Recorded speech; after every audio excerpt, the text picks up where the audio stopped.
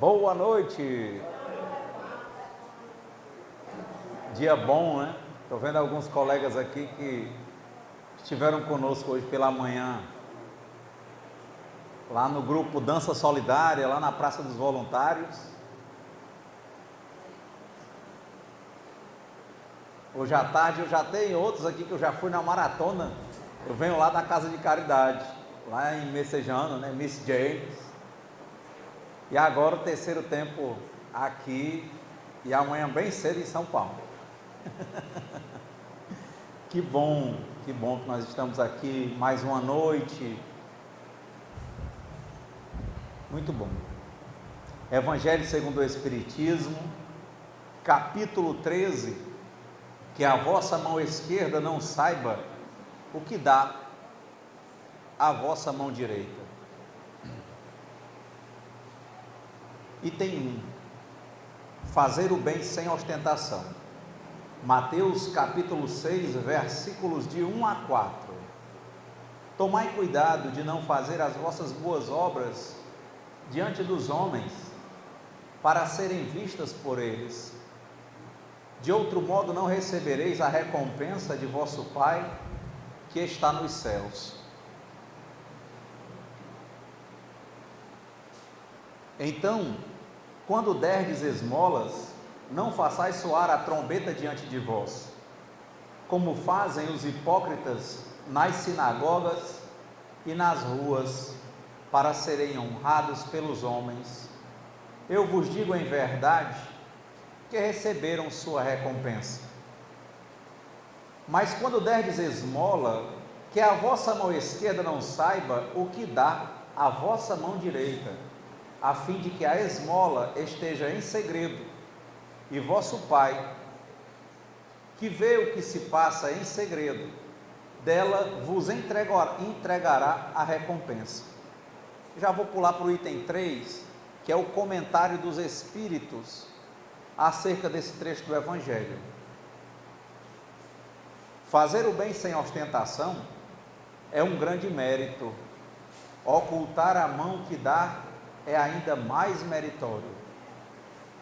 É o sinal incontestável de uma grande superioridade moral, porque para ver as coisas de mais alto que o vulgo, é preciso fazer abstração da vida presente e se identificar com a vida futura.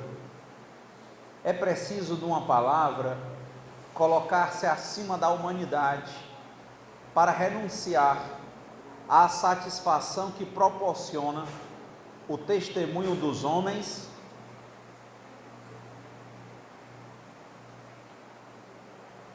e esperar a aprovação de Deus.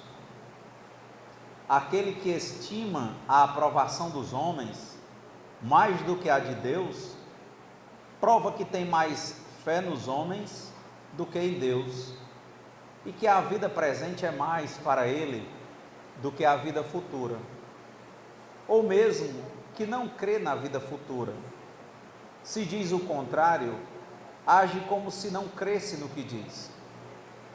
Quantos há que não prestam um serviço senão com a esperança de que o beneficiado irá gritar o benefício sobre os telhados, que na claridade darão uma grande soma e na sombra não dariam uma moeda? Por isso Jesus disse: aqueles que fazem o bem com ostentação já receberam a sua recompensa. Com efeito, aquele que procura a sua glorificação na terra pelo bem que fez, já pagou a si mesmo. Deus não lhe deve mais nada, não lhe resta a receber senão a punição do orgulho. É interessante o Evangelho, porque traz uma marca dos espíritos imperfeitos, que é o espírito de negócio, é o espírito utilitário, da gente só fazer algo se tiver algo em troca. Se nós bem refletirmos sobre o Evangelho, muito dele tem a ver com a compreensão nossa, de alguns de nós hoje, que ainda se mantém no mesmo padrão de quando foi escrito, no século XIX. Porque se nós bem entendermos, se nós bem nos compreendermos, não tem vida futura. A vida espiritual, ela é presente. Para tanto, nós lemos no livro dos Espíritos, o diálogo dos Espíritos com os Espíritos. O Espírito que se solta, os laços que prendem o Espírito ao corpo se afrouxam. Ele dialoga com os Espíritos, tem desprendimentos, desdobramentos. A grande compreensão, se nós bem refletirmos, é que o plano espiritual, ele é que é a realidade, e o plano material é uma ficção. O que a gente tem falado sobre o Hermes Trismegisto, é o primeiro princípio universal de explicação, que na verdade a matéria é um arranjo, nós existimos na mente de Deus, é o princípio mental. Por isso que esse é o norte, mas foi feito um labirinto de matéria para a gente sair se enganando. Mas se enganando para que a gente chegue à maturidade, para que a gente se desenvolva. E por que é importante falar isso? Porque o Evangelho é fazer o bem sem ostentação. E na história do labirinto que a gente está contando, né? Digamos que a gente esteja aqui num plano mental, um labirinto, um programa. Na verdade, a gente é espírito. Se a gente pensar isso, por que nós vamos ficar negociando com Deus, se Ele está vendo o que nós estamos fazendo, que é bom ou mal, para Ele nos retribuir? Porque esse avanço tem que existir. E o Evangelho vai sendo colocado num sentido que é compreensível para as pessoas no tempo delas. Mas quando a gente realmente começa a entender a questão espiritual, ela predomina sobre a matéria. O espírito predomina sobre a matéria. A lógica, impressionantemente, a matéria se dobra quando nós atingimos estágios evolutivos espirituais. Aquele que aprendeu a ver a humildade, fazendo simplesmente o que ele tinha de fazer, assumindo as suas responsabilidades, naturalmente a matéria se abre, as coisas começam a acontecer materialmente. Por quê? Porque todos os testes e desvios do labirinto eram para ver se essa pessoa se emancipava da matéria e deixava de negociar. Tanto que às vezes, na história que eu estou falando aqui do labirinto, que pelo apego à matéria na mitologia, o rei Minos tinha sido ajudado por um deus dos mares a vencer uma batalha contra os irmãos, e para provar aos irmãos que ele era o escolhido dos deuses, ele pedia que acontecesse um fenômeno que parasse a guerra, e aconteceu. O deus do mar mandou um touro lindo, e esse touro, ao final da batalha, era para ter sido devolvido, só que ele se apegou à matéria, e colocou o touro entre os dele, e deu outro dos melhores, mas não deu o que ele tinha prometido. Pelo apego à matéria, pelo desvio do caminho, ele abriu um dharma. Não, ele abriu um karma. Ele feriu a lei, e ele criou um espaço no tempo dele, que ele tinha que reparar, ele tinha que devolver o touro. E ele nunca quis devolver, ele nunca quis cumprir a promessa espiritual. E estamos falando de mitologia, porque é simbólico. Porque tudo na vida da gente, na matéria, é simbólico, é uma provocação. Desde o pequeno relacionamento, quando a gente tem que estar atento para o espírito e desatento para a matéria. Mas o que acontece conosco? A gente fica atento à matéria e distraído para o espírito. Tem até um texto que é o da Clarice Lispector, Simplesmente Distraídos, não sei se o Sérgio conhece, que era exatamente contar a história de um casal que vivia muito bem, porque eles viviam simplesmente distraídos, conversavam e andavam, distraídos da matéria, e eram companheiros. Mas um dia, olha o labirinto se criando. A companheira começou a pensar, e o que é que nós somos? Isso é namoro, amizade, casamento, o que é?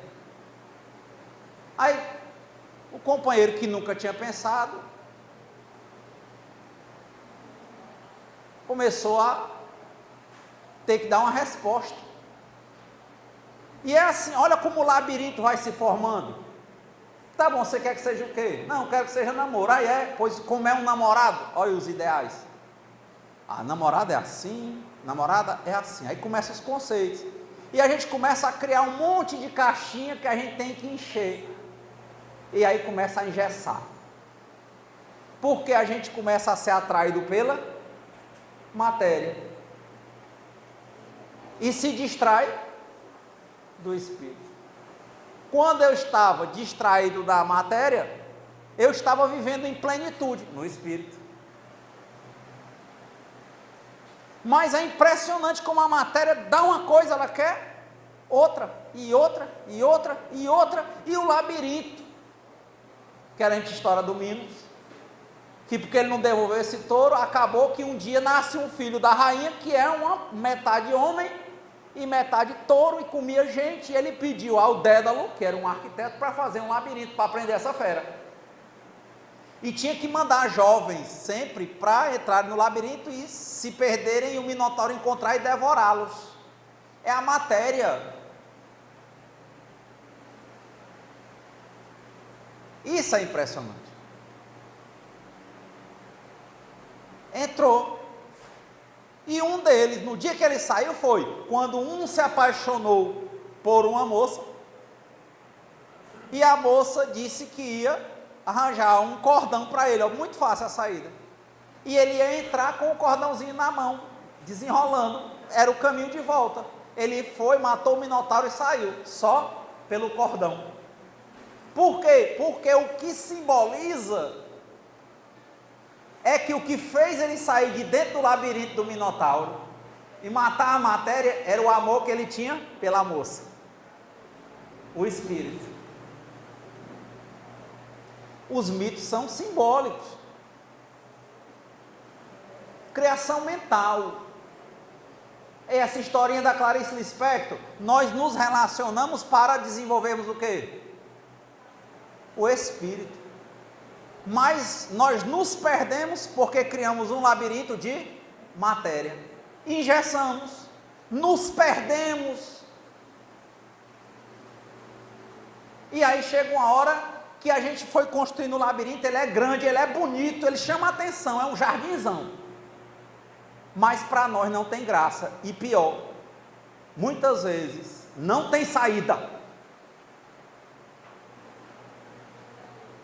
Porque aí vem o nosso medo, o medo de ficar só, o medo de não dar certo, o medo de não sei de quê. Já é a primeira experiência, é a segunda, é a 10ª. E a gente trava. E uma existência que poderia ser não negocial, espiritual e desenvolver-se, ela trava dentro de um labirinto, engessada pelas nossas escolhas, que só foram mal utilizadas porque nós não compreendemos o que era. espírito, respiração, sensação, percepção, compreensão. Olha como é interessante o texto da Clarice, distraídos. E estava bom. Mas um dia alguém chega e diz, como é o nome material disso? Pinta para mim, tem que dizer assim, pinta para mim. Materializa. Faz com que os meus sentidos vejam, meu ouvido escute o nome, meu nome veja o que é, no meu carro tenha fulano, esse cano, dono do carro.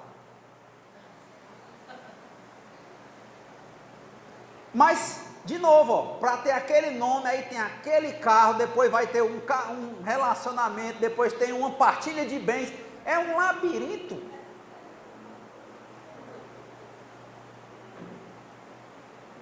Que não tem fim. Isso é que é interessante, porque o Minotauro, a parte humana era de baixo, a parte animal era de cima. Ó, era para a gente ser espiritual em cima, e o animal normal embaixo. É o contrário, a gente é animal em cima e animal embaixo. Matéria. Por isso que a gente negocia com Deus, que é tão estranho quanto quando a gente negocia com os homens.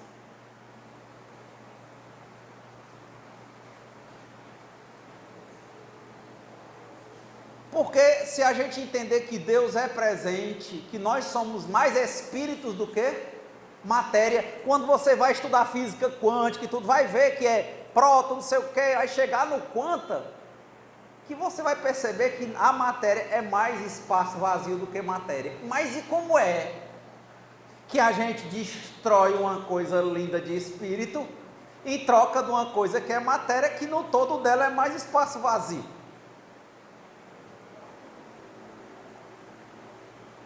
É impressionante se você colocar a liberdade, aí você pensa, não, eu vou trabalhar, vou ganhar dinheiro e vou ser rico para ser livre. Aí você trabalha 20 horas por dia, num dia que tem 24 horas, que liberdade é essa? Aí você compra bens, aí tem que estar num carro blindado que não pode abrir o vidro porque tem medo de levar um tiro, quer levar seu carro. Aí você mora numa casa que é totalmente fechada e gasta esse dinheiro com a segurança porque você não pode sair. Olha, você lutava por um valor, liberdade, mas o que você construiu na matéria foi prisão. E de novo, não consegue se soltar.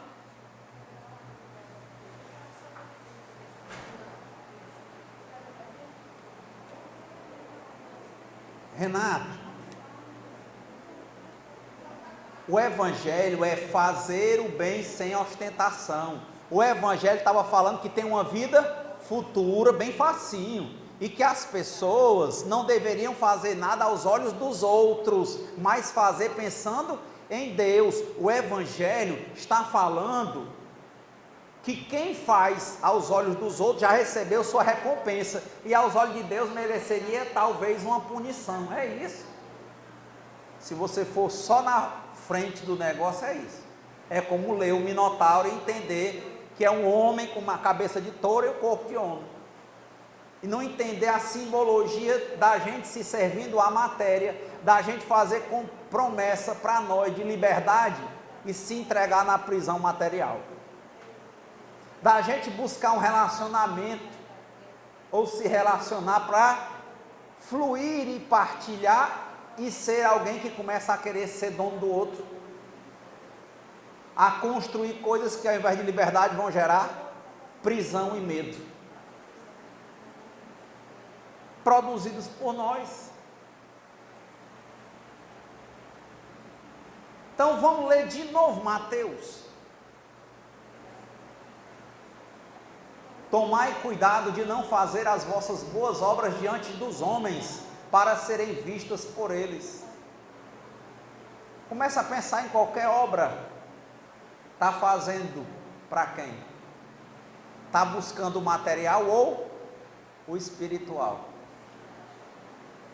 A sua cabeça está numa cabeça humana ou a cabeça de um touro? Minotauro. Está no material. Joga agora. Se você estiver fazendo, pensando na matéria, a matéria de novo, ó, criou o labirinto, e o labirinto só vai criando mais labirinto, e mais labirinto, e mais labirinto. Foi buscar espírito. Olha o relacionamento. Mas queria um nome material e começou a rotular, estigmatizar, criar padrão ideal, e aquilo não para. Só quem está morrendo é o espírito, e você se perde dentro da matéria. Aí é a punição, não é Deus que vai te punir, é uma prisão sem muros, que nós construímos dentro de nós, porque nós temos medo do espírito. A gente acredita na matéria. Na hora que a gente acreditar mais na matéria, é porque nós nos sentimos deuses. Não acreditamos em Deus. Não compreendemos Deus. Não percebemos. E aí começa a dar dificuldades e logo matéria pesa. Vai ficar cansado. A sua porta final é depressão. É a loucura. Porque tem gente que está começando fugindo agora pelas drogas e pelo álcool, quando tem reais problemas emocionais. Mas sem álcool e sem droga, esse materialismo que vai gerar medo, ansiedade e tudo, que é medo de perder a matéria, antes dele te matar, ele te desmoraliza. E se for para o álcool, você está dando uma fugazinha, mas também, antes de te matar, te desmoraliza. Se for para a droga, parece um alíviozinho no começo, depois vira pesado, antes de te matar, te desmoraliza. Mas mata. Está aí a pena. Essa é a pena final. Por que você falou final? Porque ele está falando que lá no final seria digno de pena. Mas se a gente entender que a vida é quando? É agora. A pena é agora, porque nós estamos dentro do labirinto é quando? É agora. E quem foi que criou ele? Fomos nós. E nós não estamos fazendo o caminho de voltar do labirinto, nós estamos só fazendo mais paredes. Não sei se eu estou conseguindo ser claro.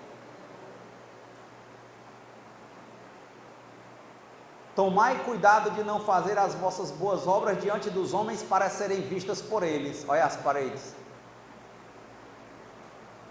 De outro modo não recebereis a recompensa de vosso Pai que está nos céus. Vamos pensar num Pai não, vamos pensar só no plano espiritual mesmo. Se eu sigo a matéria para agradar os olhos da matéria, eu sofro automaticamente na matéria e da matéria.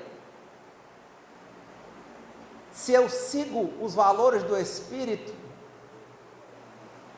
o Espírito não tem peso, é leve. Olha Jesus que dizia, o meu jugo é leve.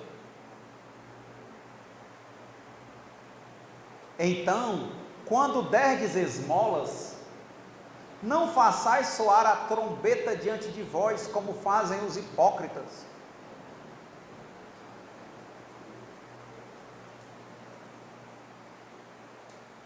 Para serem honrados pelos homens. A pessoa no relacionamento, quando nós seguimos pelo caminho do Espírito, nós enxergamos o amor. Mas quando a gente segue pelo caminho da matéria, a gente faz negócio. Aí começa. Grande parte das pessoas tem anorexia de amor. O que é isso? Não acredita que possa dar certo. Aí tem a síndrome do lar desfeito, do ninho desfeito. Aí não se entrega porque acha que vai acabar não dando certo.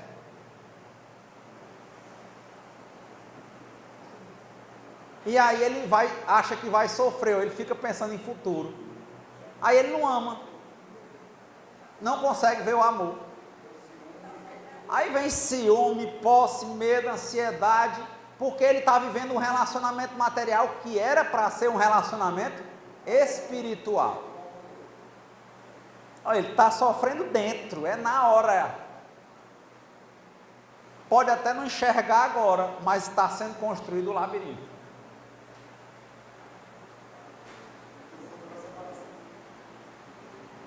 A separação às vezes é a melhor coisa. A questão é que a gente fica preso dentro do labirinto e não tem coragem de sair, porque já morreu lá dentro.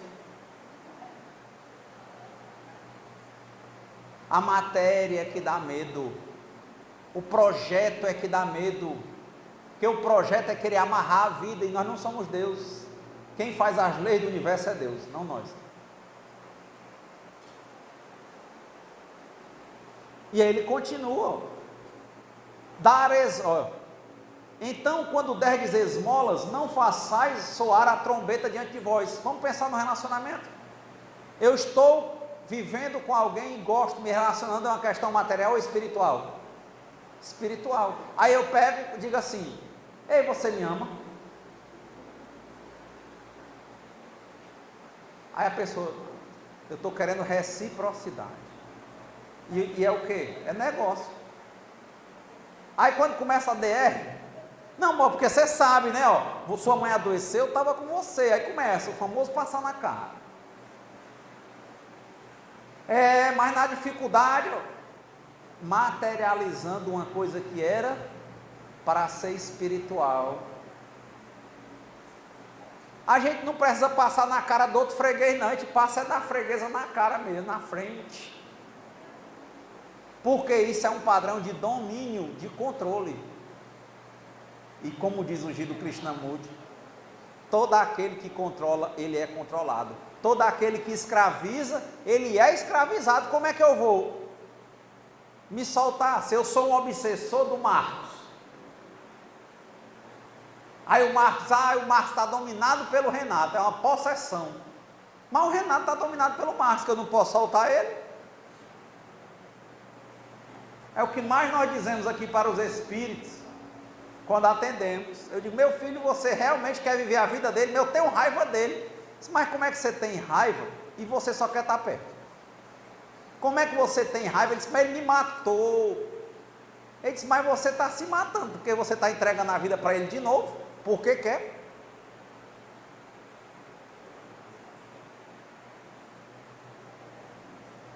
Então, amar, ser caridoso, não precisa de ostentação, acontece com naturalidade. Renato, mas quando eu começo a pensar nesses evangelhos, eu acabo vendo realmente que eu não sou bom. Eu pensava que eu era tão bom. De que é que serve isso? Para que nós aprendamos a nos acolher, gente. Espiritismo, os espíritos nos dizem que nós não devemos procurar culpados, mas nós devemos assumir a nossa responsabilidade. A primeira responsabilidade é se conhecer.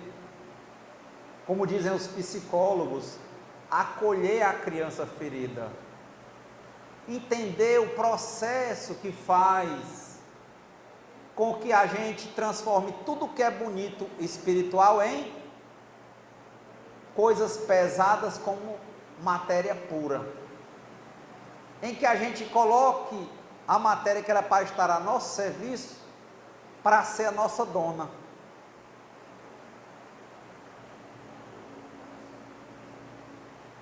E é lógico que a gente só vai conhecer isso em relacionamento.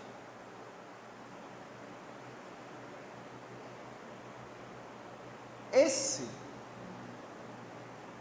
é o ponto principal. Nós precisamos nos conhecer, nós precisamos nos acolher, nós precisamos nos compreender,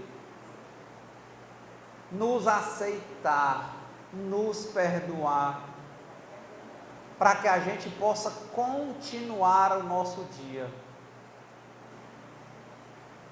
para que a gente possa, depois de nós nos soerguermos, fazermos as respectivas reparações. Mas ficar só olhando para o erro, se achando culpado, você fica num buraco e não vai poder se levantar para fazer nenhuma reparação. Por isso que o Espiritismo fala de evolução individual e não é egoísmo. Por quê? Porque se você não cuidar de você, como é que você vai poder reparar e cuidar do outro? Quem está com a vida entregue às drogas, ao álcool, aos relacionamentos doentios, às emoções, a matéria em si, como é que consegue ver amor, ver a humildade da vida, a simplicidade, se satisfazer com as pequenas coisas da vida, não se comparar, entender que cada um tem o seu lugar todo o tempo, que nós somos todos os escolhidos de Deus, mas a nossa mentalidade de negócio, de troca, de campeão, de estrela, de chefe, como disse lá o Desmond Tutu, que ganhou o Prêmio Nobel da Paz lá na África do Sul, depois do Apartheid, era um bispo negro, e ele fazia um programa que juntava, agressores brancos e negros da época do Apartheid, e foi conciliando esse pessoal. E ele trazia uma história que é um paradigma diferente, é um modelo diferente.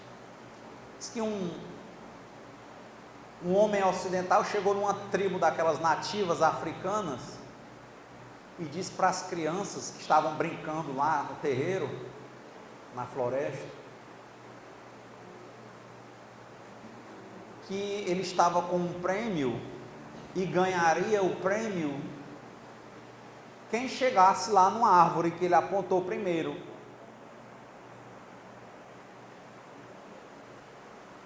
E ele estava com um prêmio na mão. As crianças que estavam brincando simplesmente pararam, uma pegou na mão da outra e andaram juntas e pegaram na árvore. E o homem ficou sem saber o que fazer,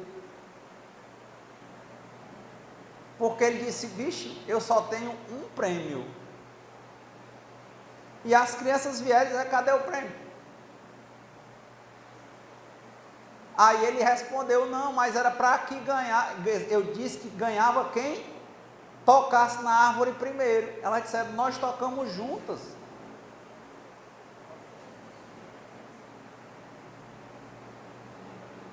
A cabeça dele era assim: tem que ser um, porque talvez se botasse aqui, a gente era um derrubando o outro, talvez a leite alejasse todo mundo e ninguém conseguisse pegar nessa árvore.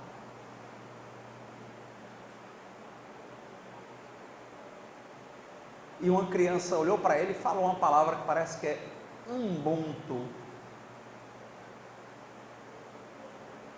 E ela disse: que graça tem brincar sozinho? Ou seja, o prêmio tinha que ser de todos, porque todos estavam brincando e queriam continuar brincando. E se um só ganhasse, não tinha brincadeira. Que graça tem brincar sozinho? Está vendo? Fazer o bem sem ostentação. As crianças não deram discurso, nada. Simples assim, a gente está aí para brincar. Um espírita deve dizer: eu estou aí para servir. Deve no sentido não de que é uma obrigação, mas o bom espírita, o que faz o bem sem ostentação, ele simplesmente faz. Não mostra no sentido de quer mostrar para os homens, não se envaidece, e também não quer mostrar para Deus. Pasmem. porque é algo tão natural quanto respirar. Renato, mas assim fica impossível ser espírita. Por isso que é importante a autocompreensão. Porque essa é uma medida que faz a gente sentir a humildade de que realmente nós não somos ainda espíritos puros, nem somos bons espíritos. E o próprio Jesus, quando chamaram bom mestre, ele disse, bom é Deus. Porque quando a gente vê que está distante disso, que tudo que a gente faz, a gente quer marcar no caderno, fiz isso para mostrar para Deus ou para alguém, a gente está negociando, ou seja, a gente está ostentando. E isso é um resquício da matéria. Isso faz bem no sentido da gente tentar entender que nós temos muito a nos relacionar conosco, com essa vida. Ainda temos muito a aprender. Por quê? Porque nós vamos ver que a nossa natureza não é ainda como a pureza dessas crianças dentro de uma selva nativa africana. A gente quer disputar, a gente quer ser o melhor, ou seja, a gente se compara. Olha o que os espíritos dizem pela boca do Chico Xavier, se tem disputa, ele diz, dou aos outros o direito de serem como quiserem, mas eu tenho o dever de ser melhor do que eu mesmo, a cada dia. Não é melhor do que ninguém, é só fazer o meu papel. O meu papel às vezes é, se eu falo, passei uma parte da minha vida incomodando as pessoas porque eu falo demais. Poderia chegar e ficar com raiva, ou falar mais, ou poderia pegar e usar a palavra para algo útil. E nem se escolhe. Eu acho que não tem nenhum aqui que está nesse centro que vai dizer que programou vir para cá quando chegou nessa casa. Nem eu.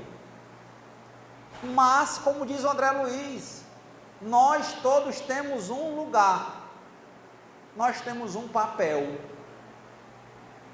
e toda vez que a gente mal utiliza, ao invés da gente negar, a gente tem que assumir e acolher para que Deus nos mostre o nosso lugar, e quando Ele nos mostrar o nosso lugar, que a gente ocupe, que nós façamos a nossa parte, ponto.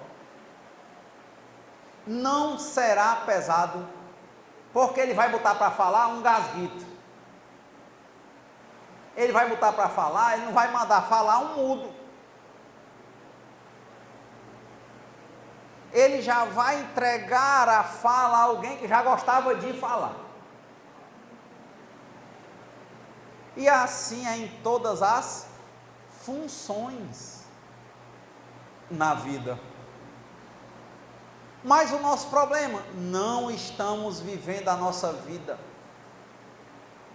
não estamos nos relacionando com Deus, nós estamos só nos relacionando com os outros, falando da vida alheia, nos comparando com nossos primos, irmãos, com nossos pais, que são passados e que têm a vida ou tinham a vida deles, mas nós não estamos dando a oportunidade, nos dando a oportunidade de saber o que é que Deus projetou para nós. Nós estamos nos confiando em nós mesmos, em nosso papel e nosso poder de construir paredes na matéria, quando na verdade nós não estamos construindo as paredes da liberdade, mas nós estamos construindo um labirinto de prisão.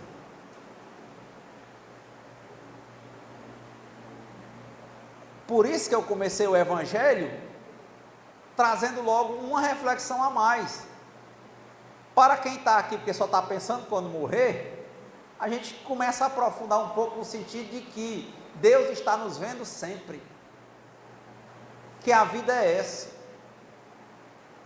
não é amanhã, e que se a gente vive em padrão de conformidade, ou seja, a gente acha que só tem valor se os outros disserem que a gente tem valor, a gente está entrando num labirinto tão profundo que é muito provável que a gente não consiga sair. que talvez quando a gente for despertar, a gente já esteja na hora de partir e começar uma nova encarnação. Por quê? Porque a gente está só negociando direto e fazendo para os outros verem, e conquistando e seduzindo, ao invés da gente simplesmente fazer a nossa parte. Eu estava conversando outro dia com o Sérgio sobre o Evangelho, né, sobre o livro dos Espíritos, né, agora também está com o filho, o Sérgio. Você acha que a gente tem que botar o pezinho na lama? Por quê? Porque isso aqui é para nós. A gente tem que chegar lá e dizer, olha, a minha visão, dentro do meu nível evolutivo, quando eu leio isso, é essa. Na hora que eu digo, eu começo a me escutar. E pode ser que aquilo comece a latejar dentro de mim. Se tiver errado, vai me ajudar a ver o erro. Se tiver certo, eu vou ter confirmações. Mas eu preciso me relacionar com o que eu estiver fazendo. Eu tenho que me envolver. Mas como, de novo, se chegou para nós, é porque a gente tem capacidade. É o final do livro Nosso Lar. Quando o trabalhador está pronto, o trabalho aparece. Só isso. O famoso trabalho de formiguinha, e ir trabalhando, e trabalhando, e trabalhando, nunca pensando em construir nada, ideal, fechar, mas no sentido de hoje estar fazendo a nossa parte, da melhor maneira possível, desenvolvendo o talento que Deus nos deu. Aí eu vou fazendo o bem sem ostentação, porque primeiro eu estou fazendo o bem comigo. Se a finalidade das reencarnações é para que cada espírito evolua, o primeiro bem que eu tenho que fazer é comigo, eu tenho que evoluir. Platão não diz isso? A prova maior de amor que você pode dar para uma pessoa é amadurecer, cresça. Alguns dizem, bom filho é aquele que ao menos tenta não dar trabalho aos pais. Cresça. Então eu estou fazendo o bem sem ostentação. O primeiro bem é me religar sempre com o Criador e tentar me enxergar, me acolher, me perceber, me resolver, para que eu possa estar bem e cumprir a finalidade de uma encarnação, o que é? A evolução espiritual. De quem? A minha. Mas quando eu faço o bem, é impressionante, fica sempre um pouco de perfume nas mãos que oferecem rosas, nas mãos que sabem ser generosas. A Bíblia às vezes fala muito isso, fui jovem e já sou velho, mas nunca vi o justo ou a sua família mendigando o pão. Quem já viu essa passagem na Bíblia? Fica. É impressionante. Quem se porta com miséria material tem uma vida miserável. E quem é abundante tem uma vida abundante. Como explicar, num mundo de tantas dificuldades, em que as pessoas têm tanto preconceito com os órfãos, em um mundo que está tão cheio de crianças órfãs, e o senso comum ser de que aquele menino não presta, ou ver a linhagem, e olharmos para um homem como o Divaldo Franco, que adotou 650 crianças.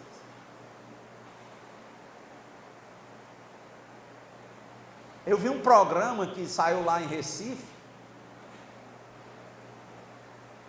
que era pessoal que torcia o esporte, adote uma criança. Aí as crianças que são mais velhas, que ficam sobrando na fila de adoção, dizia, se apresentava. Teve uma família que a mulher tinha condições e começou a adotar. Ela disse que quando ela se inscreveu lá no cadastro, porque ninguém quer as crianças mais velhas, praticamente. Não é ninguém que eu diga assim, a maioria. Quando ela disse assim, eu quero, se inscreveu no cadastro, disse que o telefone dela começou a tocar direto, era São Paulo, não sei onde, não sei onde, não sei onde. Ela disse, quando deu 4 horas da tarde, ela disse, tira o telefone do gancho, porque senão eu vou adotar o Brasil todinho. E adotou 5 pessoas.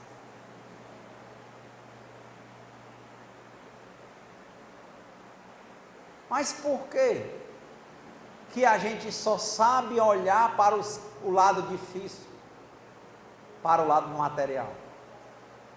Por que a gente só gosta de rotular? Por que a gente, se tem condição e se sente aquele ânimo, por que se ânimo? A gente simplesmente porque não faz. Por quê? Quantas pessoas dizem aí, é muito comum hoje na juventude, optam, por exemplo, por não ter filhos e também por não adotar, porque acham que vão dar muito trabalho.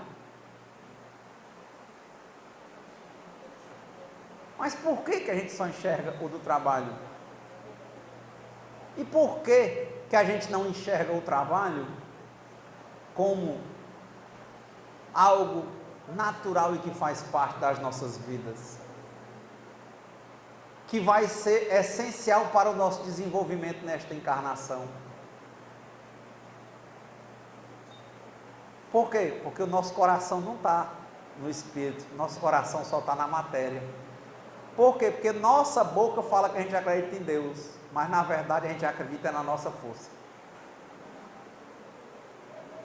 Na força do primo, na força do irmão, na força da mãe. Se compara, isso é uma loucura. Um dos maiores problemas do momento. Nós ficamos nos comparando. E o pior é que a gente pega os piores modelos. E a gente não quer se acolher nisso. A gente não quer discutir isso, a gente nega. E logicamente o que eu nego cresce, mas só aparece na hora que eu me relaciono, porque de boca não aparece não. Mas na hora que eu me relaciono, aparece. Por isso que nós temos de nos relacionar com naturalidade. Todo dia aparecem responsabilidades, compromissos. E aí é que vem a questão, quando o trabalhador está pronto, o trabalho aparece. Será que nós estamos fazendo a nossa parte? Será que nós estamos desenvolvendo da melhor maneira possível as nossas atividades? Será que nós estamos realmente preocupados em ser? Ou se nós realmente estamos preocupados em ser um modelo, que é o modelo que todo mundo deu para a gente, ou a mãe, ou o pai, a gente tem que se libertar disso. Quantos, hoje eu perguntei lá na casa de caridade e perguntei lá na praça, que podem dizer, hoje, todo dia, tranquilamente, Pai, Deus, me levanto para cumprir a tua vontade. Quantos? Precisa Deus mandar todo dia um checklist? Pois minha vontade é essa, meu filho. O checklist está na hora, é levantar, se cuidar, se religar, fazer a sua asepsia, e trabalhar, cuidar de quem aparecer para você cuidar, atender, trabalhar as emoções. Pronto. Fugir para quê? De uma pessoa me perguntando sobre o álcool, falando de um colega, disse, rapaz, você bebia tanto, por que você não bebe mais? Ele disse que eu não quero mais fugir. Porque começamos a enxergar quanta coisa encantadora tem no relacionamento com a gente e quanto isso agrada a Deus. Fazermos simplesmente a nossa parte, fazer o bem sem ostentação. Não negociarmos com os outros e nem negociarmos muito menos com Deus. Que seja feita a vontade de Deus antes da nossa.